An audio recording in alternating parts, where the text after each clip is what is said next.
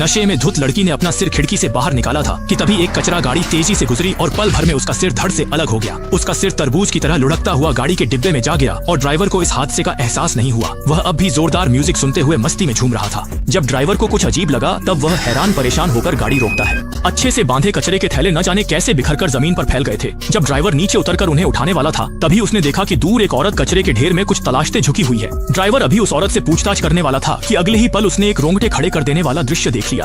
पीछे से आती आवाज सुनकर उस औरत ने अपनी हरकतें रोक दी, लेकिन जैसे ही वह धीरे धीरे खड़ी हुई ड्राइवर ने दहशत में देखा कि उस औरत का सिर नहीं था। वह इस डरावने दृश्य को देखकर लगभग अपनी जान खो बैठा। घबराकर गिरते पड़ते गाड़ी की ओर भागा। पीछे सिर्फ वह औरत रह गई जो अपना सिर गोद में लिए वहीं स्तब्ध खड़ी, समझ नहीं पा रही क्या करे। जल्द ही श्मशान गृह में सिर कटी महिला लाश पहुंच गई। उस औरत की आत्मा भी वहां आ गई, लेकिन जैसे ही प्रबंधक ने शव ठंडे ताबूत में रखने धकेला, अंदर से अचानक जोर जोर की दहाड़ने की आवाज आने लगी। तुम्हें डरने की जरूरत नहीं है, मैं तुम्हारी सेवा करने आया हूँ।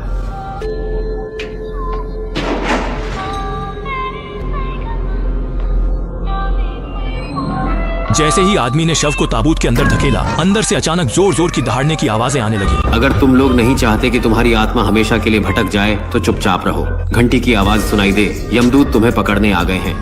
प्रबंधक ने यह कहने के बाद दरवाजे के पीछे छुपी महिला भूत की ओर एक नजर डाली। वह जानता था कि उसके कुछ अधूरे अरमान बाकी हैं, इसलिए उसने जानबूझकर उसे यमदूत से बचने की चेतावनी दी थी। शाओ मेई भी प्रबंधक की भलाई को समझ गई, इसलिए वह जल्दी से दूसरी मंजिल पर छुप गई। इसी वजह से आने वाले यमदूत उसे नहीं देख पाए। जब उसके पूर्व प्रेमी को यह दुखद खबर मिली तो वह उसे अंतिम विदाई देने के लिए आ गया, लेकिन उसके पास दिव्य दृष्टि नहीं थी, इसलिए वह अपनी प्रेमिका की आत्मा को देख नहीं सका। अंतिम संस्कार में शाओ मेई ने देखा कि उसके परिवार वाले गम में डूबे हैं। जैसे ही ताबूत बंद कर अंतिम यात्रा की तैयारी हो रही थी, तस्वीर पकड़े उसकी छोटी बहन अचानक गिर पड़ी। डर के मारे वह रोते हुए अपनी बड़ी बहन से गाने लगी, माफ कर दो, मुझे माफ कर दो। असल में 3 साल पहले जब बड़ी बहन विदेश पढ़ाई के लिए जा रही थी, उसने ध्यानपूर्वक छोटी बहन से कहा था कि स्कूल का पता अपने बॉयफ्रेंड आवेग को दे दे, लेकिन छुई हुआ ने, क्योंकि वह अपनी बहन से जलती थी और उसे अपनी बहन की सफलता से ईर्ष्या थी, मन में उसके प्रति नाराजगी पाल ली। जैसे ही शाओ मेई कार में बैठकर रवाना हुई, छुई हुआ ने वह पर्ची फाड़ दी, जिससे ये दोनों प्रेमी एक दूसरे से मिलने का मौका हमेशा के लिए खो बैठे। अब जब दोनों मिले हैं तो वे जीवन और मृत्यु के अलग किनारों पर हैं।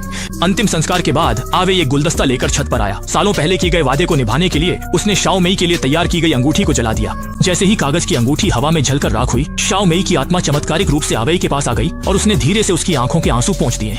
शायद यह सच्चा प्यार ही था जिसने ऊपर वाले को भी भावुक कर दिया, जिससे इन प्रेमियों को आखिरी पल में फिर से मिलने का मौका मिला। दोनों छत पर एक दूसरे को गले लगाते हैं। भले ही यह इंसान और आत्मा के बीच का अधूरा प्यार है, पर आखिरकार प्रेमी एक दूसरे के हो गए।